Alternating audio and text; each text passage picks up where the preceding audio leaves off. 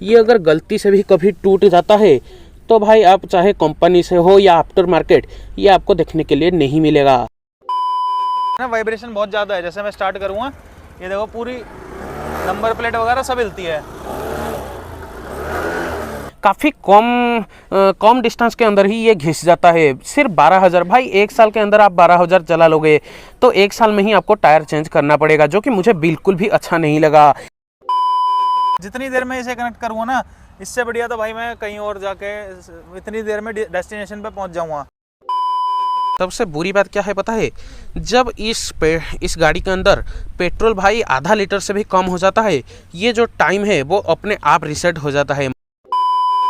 इसकी सर्विस कराने के लिए आपको पूरा दिन चाहिए ही चाहिए। 5 घंटे वेट करना पड़ता है सर्विस सेंटर पे। बट हाँ, फुल फेस हेलमेट रखने पे ये देखो यहाँ सीट में है ना, इधर अड़ता है। तो ये चीजें देखकर ऐसा लग रहा है कि जुपिटर 110 सीसी में बहुत ढेर सारी प्रॉब्लम्स हैं। अब देखिए, जितने भी स्कूटर्स या बाइक्स होती हैं उस पर प्रॉब्लम्स तो होती है, आप भी जानते हैं इस बात को।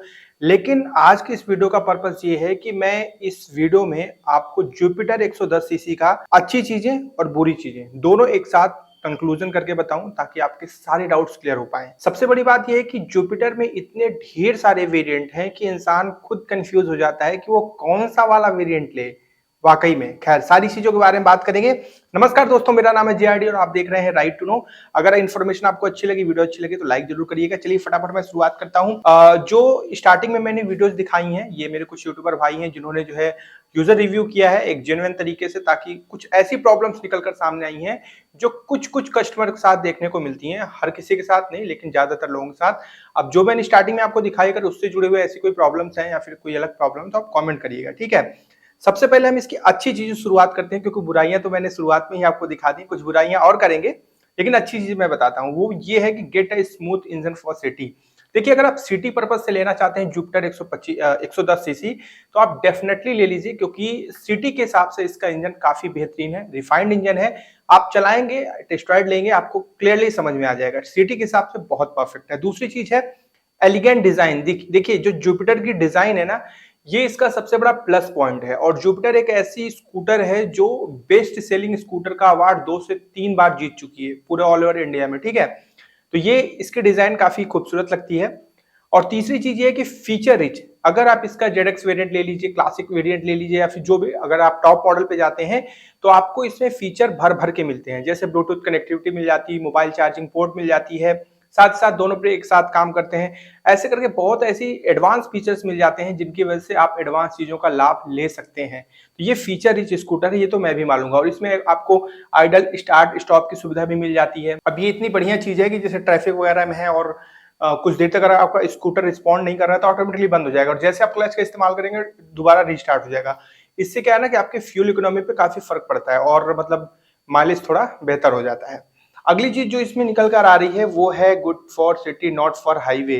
देखिए, ये मैंने स्टार्टिंग में ही बताया था कि सिटी के लिए काफी अच्छी है, हाईवे के लिए भी सही है, कोई दिक्कत नहीं है। लेकिन 110 सीसी का इंजन है और बहुत से भाई लोग तो इसे ले लद्दाख लेकर भी चले जाते हैं, लेकिन मैं रिकमेंड नहीं करूंगा, क्योंकि बीच रास्ते में अगर स्कूटर वगैरह ऐसी जगहों पे खराब होता है ना, तो फिर बहुत दिक्कत परेशानी होती है। तो आप इस चीज का ध्यान रखें, ठीक है। मैं इसकी तारीफें करता जा रहा हूं, लेकिन अब देखिए, इसकी बुराई करने वाला हूं तो बुरा नहीं लगना चाहिए भाई, मैं पहले ही बता दे रहा हूं। अब देखिए, जो सबसे पहली चीज है इसमें वो है ब्रेक कुड बी बेटर। अब ये मैं खुद के एक्सपीरियंस से बता रहा हूं। मेरी सिस्टर के पास है जुपिटर 110 जेडएक्स वेरिएंट है, और ये मैंने पिछले साल ही लिया था। उसमें मुझे ब्रेकिंग को लेके वाकई में इशू समझ में आता है।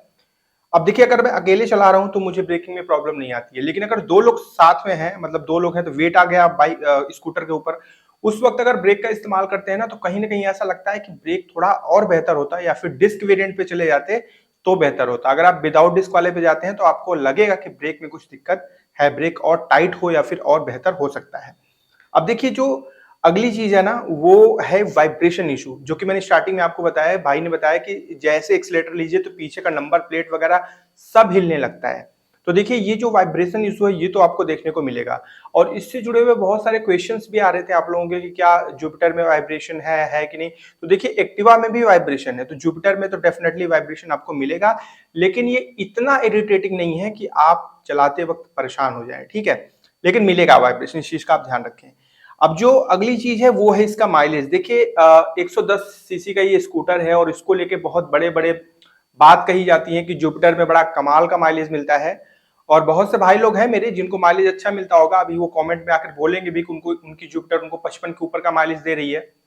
तो ठीक है, दे सकती है, कोई दिक्कत की बात नहीं है। देखिए इसमें एक इको इंडिकेटर मिलता है, अगर आप इको स्पीड में चलाते हैं अपने स्कूटर को ना, तो ये आपको सिटी में 45 तक का माइलेज दे सकती है, मतलब दे सकती है। मेरी जो जुपिटर है उसको मैं सिटी में ही चलाता हूं तो 45 तो आज तक कभी मिला ही नहीं। अब ये मत सोचिएगा कि हमेशा 50, 60, 70 की स्पीड रहती है, 50 से नीचे ही स्पीड रहती है, सिटी में ज्यादा स्पीड नहीं बढ़ पाती है, ठीक है। लेकिन माइलेज मुझे संतोषप्रद आज तक नहीं मिला, इसलिए मैं खुलकर ये बात बोल रहा हूं कि मेरी वाली जुपिटर में नहीं मिल रहा है। आपके वाले में कितना मिलता है ये आप कमेंट करके बताइए, और ये मुझे इसका माइनस पॉइंट लगता है क्योंकि इसमें माइलेज और भी बेहतर हो सकता है। अगली चीज मैं बताता हूं वो है इसके टायर की क्वालिटी। ये मुझे पर्सनली नहीं पसंद है। जुपिटर्स के जो टायर हैं ये मतलब जो रेनी सीजन हो जाता है ना तो बहुत ज्यादा स्किड करते हैं, और मुझे ऐसा लगता है कि शायद इसकी क्वालिटी सेम प्राइस में और भी बेहतर की जा सकती है। और एक चीज मैं आपको बताने वाला हूं जो कि भाई ने बताया कि सर्विस सेंटर में बहुत ज्यादा डिले होता है, और ये बात आप भी मानेंगे, मानते हैं तो कमेंट करके बताइएगा। क्योंकि अगर मैं सुबह अपने जुपिटर को लेकर जाता हूं सर्विस सेंटर पे, वहां पर तो अच्छी खासी मेरी पहचान है, इसके बावजूद भी अगर 10:30 बजे जुपिटर गई तो वो मेरे को मिलेगी 3 या 4 बजे। कितनी भी कोशिश कर लें लेकिन मतलब टाइम तो उनको लेना ही लेना है। और ऐसा नहीं कि अंदर पूरे भीड़ लगी रहती है, पता नहीं उनका कौन सा सिस्टम है टीवीएस वालों का। टीवीएस वालों का मुझे लगता है कि सारे सर्विस सेंटर वालों का यही सिस्टम है कि मतलब आप कोई भी स्कूटर बाइक दीजिए तो बहुत ज्यादा डिले होता है, और मैं इस चीज से बहुत फ्रस्ट्रेटेड हूँ। भाई भी फ्रस्ट्रेटेड थे और मैं भी हूँ, तो इसलिए पूरे दिन का टाइम तो आपको निकालना ही पड़ेगा इसके सर्विस के लिए, ठीक है। तो देखिए ये जो है इसकी अच्छी चीजें और खराब चीजें दोनों मैंने एलिबरेट कर दी। अब छोटी छोटी जो चीजें हैं वो मैं पॉइंट आउट नहीं करूंगा, क्योंकि बहुत सारी चीजें डिपेंड करती हैं आपके चलाने पे और मेंटेनेंस पे कि आप अपने जो है स्कूटर का कितना मेंटेनेंस का ध्यान रखते हैं, ठीक है। अब सवाल ये आता है कि जुपिटर 110 लेनी चाहिए कि नहीं लेनी चाहिए। तो मैं बोलूंगा डेफिनेटली आपको लेनी चाहिए, लेकिन एक चीज का ध्यान रखिएगा कि जो यूनिट आप ले रहे हैं, जो भी आप जेडएक्स ले रहे हैं, क्लासिक, मतलब जो यूनिट आप ले रहे हैं, जो मॉडल वो आपको दे रहे हैं, या यही आपका जो है पैक होने जा रहा है, आप उसे एक बार चला लें।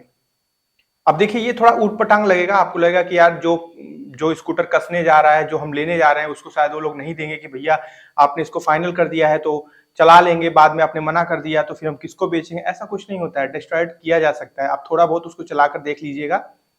अगर आप लेकर निकल गए शोरूम से बाहर और फिर उसमें कोई प्रॉब्लम आती है तो आपको उसी मतलब ऐसा तो होगा नहीं ना कि आपको दूसरा रिप्लेस करके दूसरा स्कूटर दे देंगे, आपको उसी में परेशान होना ही पड़ेगा।